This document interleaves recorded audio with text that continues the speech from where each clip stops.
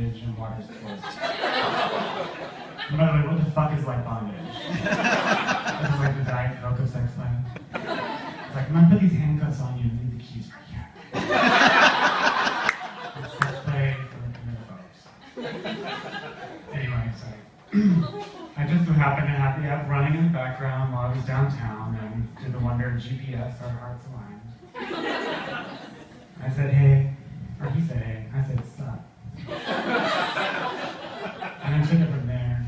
He was cute, funny, had a pulse. He was totally my type. Grindr is a strange animal. It facilitates the kind of courtship that involves random dick pics or ass shots in the conversation.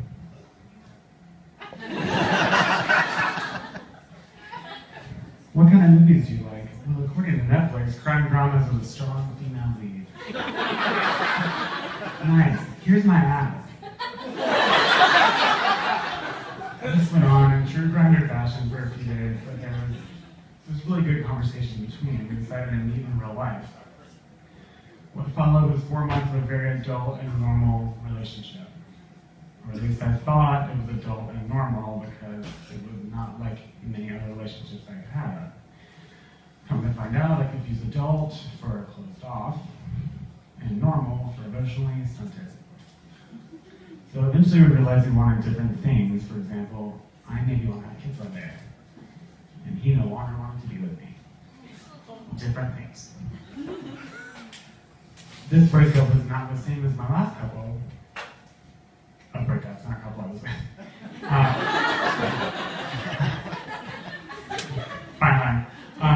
For starters, we were not together that long, 4 months, but still we barely saw each other due to geography. He was also blue line, I'm also red.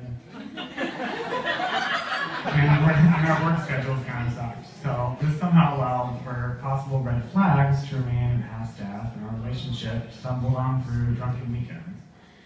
After I really think about it, we never had a real conversation that wasn't alcohol-induced. Red flag. But I was just so happy to no longer be undateable, as I had considered myself so long beforehand. Let me clarify this. By me calling myself undateable was through a series of status updates and tweets in which I had quirky little anecdotes about how I was, never going to find a man. For example, I just ate over a trash can to avoid, dirtying a dish. Hashtag undateable. I never felt that bad for myself. My humor just fucked up. So when the relationship ended, I braced myself. Looking back at some breakups, I may have been a tad melodramatic. I mean, I got to the point that at one point I was about to just start wearing mascara so everyone knew I'd been crying. Just to drive it home. It was in the throes of one of these fits my friend told me that I loved fiercely. Which at the time seemed like a compliment, but I'm pretty sure it was a nice way of saying, you're a psycho, get it together, get over it.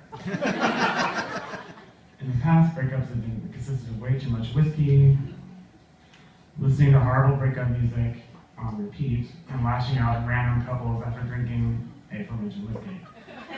Well, aren't you two just so happy? It doesn't stay like that. He's probably fucking your best friend. I can't go back to that Joel again.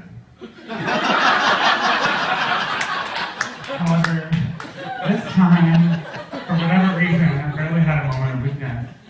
I'd like to say that I've grown and I'm able to deal with matters of the heart a little better, but it may just be that I know how to avoid certain things that will cause me to turn into Glenn Close and feel attraction. Seriously, like if you have a rabbit, I'm killing it. I consciously followed rules this time. Avoid drinking so much. Don't look at his Facebook. Delete his number. Don't drink so much. Get a hobby to distract yourself. Don't drink so much. Avoid bars he hangs out at. Don't drink so much. I decided this may be the secret of dealing with breakups.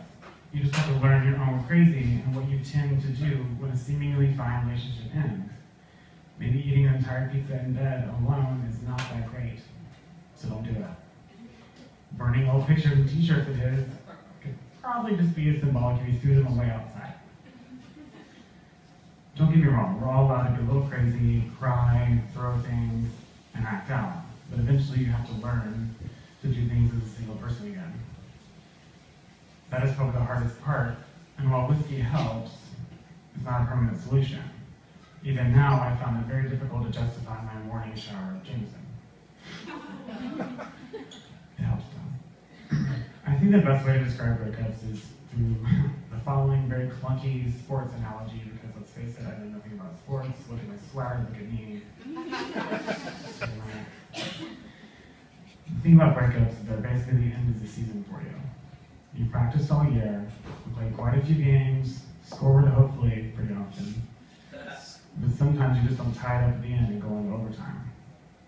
Sometimes the game just ends. Even the cheerleaders, that's your friends, don't have the energy to keep going. Every relationship is practice for who you will ultimately end up with. I try not to look at breakups as truly negative anymore.